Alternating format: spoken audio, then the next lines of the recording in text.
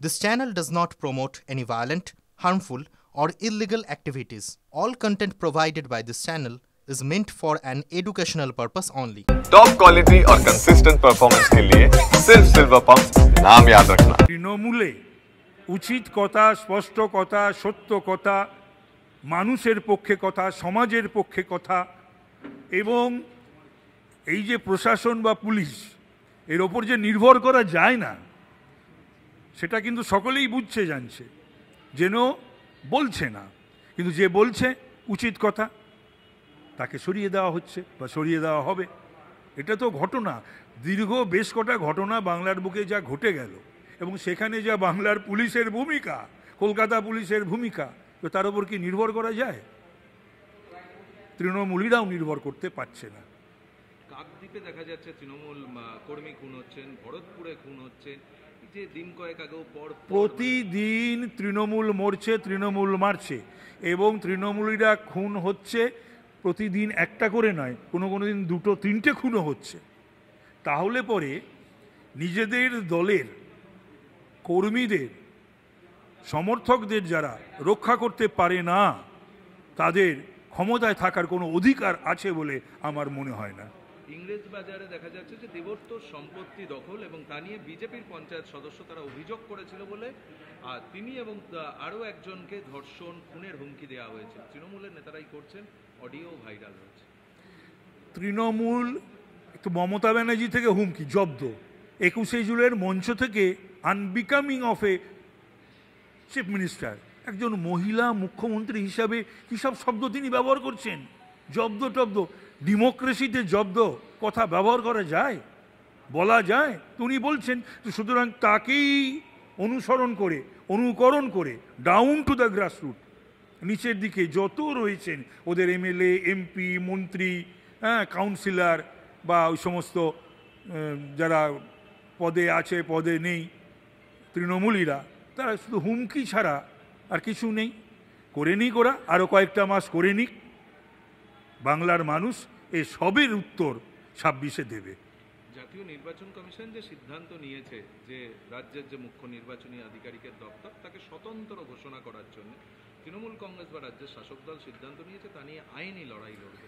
বিরোধী নেত্রী মমতা ব্যানার্জি করুক না, যা খুশি করুক, এমপি হিসাবেও বিরোধী নেত্রী হিসাবেও যে কথাগুলো বলছেন সেগুলো তো সমস্ত আর্কাইভে তোমাদের রয়েছে, আমাদের কাছেও রয়েছে এবং এই সময় সোশ্যাল মিডিয়াতে ঘুরেও বেড়াচ্ছে। মমতা ব্যানার্জি এই অনুপ্রবেশ, এই বাংলাদেশিদের নিয়ে, এই ভোটার লিস্ট নিয়ে ছুড়ে দিয়েছিলেন পার্লামেন্টের স্পিকারের টেবিলের দিকে এবং তিনি সংস্কার চেয়েছিলেন। আজকে সেই মমতা ব্যানার্জি কোন কারণে ইলেকশন কমিশন তো স্বাধীনই হবে, পরাধীন হবে নাকি, ওনার অধীনে থাকবে নাকি? এটা কি কোনো কথা হলো? এক। দুই হচ্ছে যে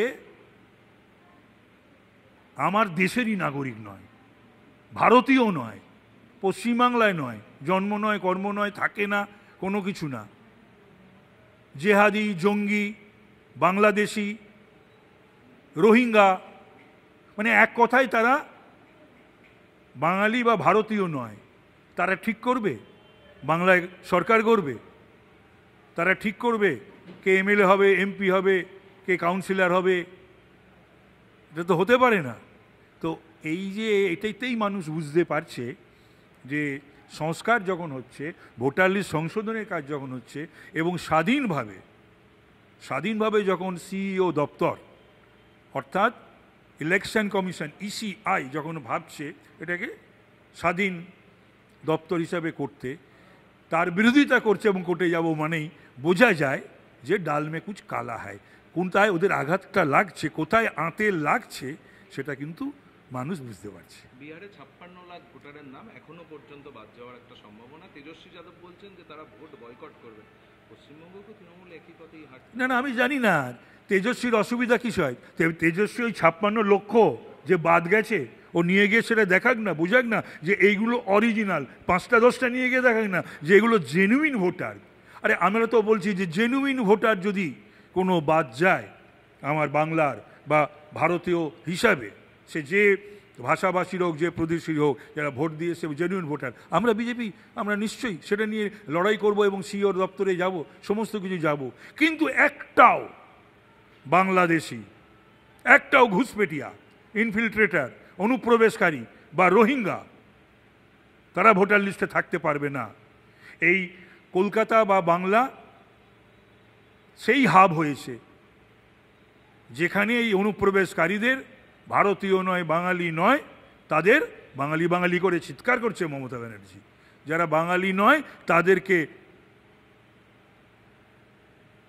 বার্থ সার্টিফিকেট, আধার কার্ড এবং ভোটার কার্ড করে দেওয়া হচ্ছে।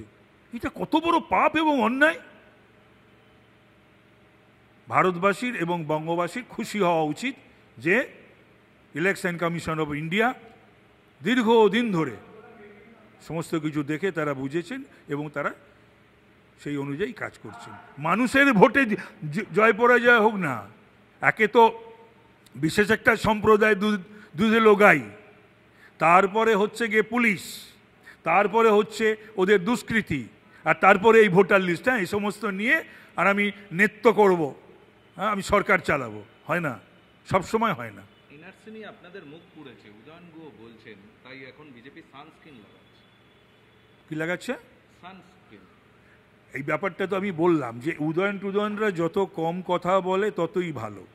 তার কারণ এই উদয়নরা কি করেছিলেন, বা তার পিতৃদেব, উনিও তো ছিলেন ফরওয়ার্ড ব্লকের এমএলএ, তো সেই কথাগুলো তাহলে উঠবে।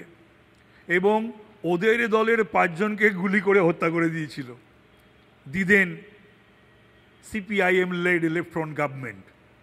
তো সুতরাং এই সমস্ত কথা উদয়নদের মুখে শোভা পায় না। এখন কিছুদিন পরে ওদেরই না সানস্ক্রিন ক্রিম লাগাতে হয় উদয়নদের, সেটার জন্য তৈরি হোক। সে তো বক্কা বড় বড় কথা বলার জন্য, নিজেকে উজ্জীবিত করা আর কর্মীদেরকে একটুখানি উৎসাহিত করার জন্য ঠিক আছে, যেটা 21শে জুলাইও মমতা করলেন, অভিষেক করলো। কিন্তু মানুষ বোঝে আর মানুষ চেনে।